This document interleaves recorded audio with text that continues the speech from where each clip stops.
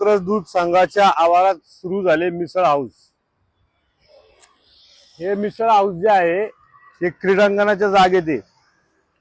क्रीडांगणाच्या जागेत आहे, यांच्या जागा नावावर पण नाहीये।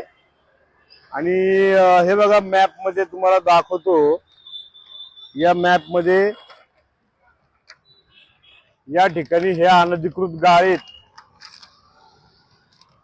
त्या गाळ्याने हे गाळे जे आहेत ना ते अनधिकृत आहेत।